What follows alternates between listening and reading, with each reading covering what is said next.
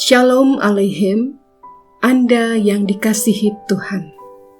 Selamat datang pada channel Ruang Alkitab Bersuara. Marilah kita siapkan hati untuk pembacaan hari ini. Saudaraku, Injil Matius pasal 5 sampai pasal 7 berisi khotbah di bukit, di mana Tuhan Yesus memberikan banyak pengajaran untuk pengikut-pengikutnya, termasuk saudara dan saya. Oleh karena itu, Ruang Alkitab Bersuara akan membaca per perikop sehingga kita dapat memahami apa yang diajarkan Tuhan Yesus. Bacaan kita hari ini dari Injil Matius pasal 6 ayat 16 sampai ayat 24 dengan judul perikop Hal mengumpulkan harta. Janganlah kamu mengumpulkan harta di bumi ngengat dan karat merusakkannya, dan pencuri membongkar serta mencurinya. Tetapi kumpulkanlah bagimu harta di sorga. Di sorga ngengat dan karat tidak merusakkannya, dan pencuri tidak membongkar serta mencurinya. Karena di mana hartamu berada, di situ juga hatimu berada. Mata adalah pelita tubuh. Jika matamu baik, teranglah seluruh tubuhmu. Jika matamu jahat, gelaplah seluruh tubuhmu. Jadi, jika terang yang ada padamu gelap, betapa gelapnya kegelapan itu. Tidak seorang pun dapat mengabdi kepada dua tuan, karena jika demikian, ia akan membenci yang seorang dan mengasihi yang lain, atau ia akan setia kepada yang seorang dan tidak mengindahkan yang lain. Kamu tidak dapat mengabdi kepada Allah dan kepada Mamon. Saudaraku, pembacaan hari ini secara sekilas mungkin menimbulkan kesan bahwa Tuhan Yesus sangat anti terhadap kekayaan.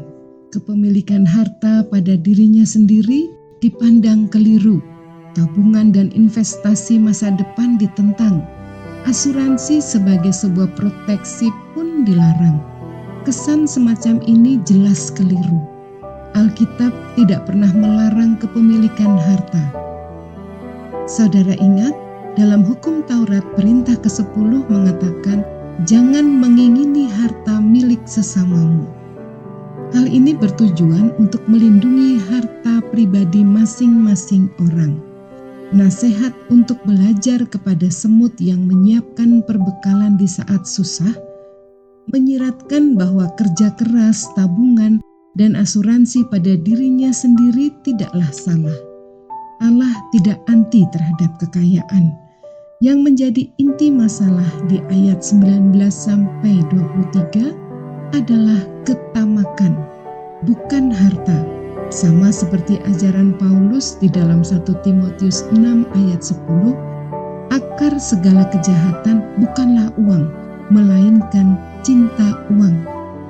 Ibarat sebuah gunung es di tengah samudera, ketamakan atau cinta uang hanyalah sebuah persoalan yang tampak dari luar. Di bawahnya masih ada persoalan lain yang lebih besar dan lebih serius, salah mendedikasikan hidup. Orang-orang yang tamak pada dasarnya telah gagal mendedikasikan hidup kepada Allah. Karena seseorang tidak dapat mengabdi kepada Allah dan Mamon atau harta sekaligus. Ayat 24. Allah adalah pemilik tunggal kehidupan kita. Ia yang menciptakan kita, Ia yang menebus kita dari dosa-dosa kita, seluruh hidup kita, tenaga, fokus, hati, dan waktu harus ditujukan kepada Allah saja.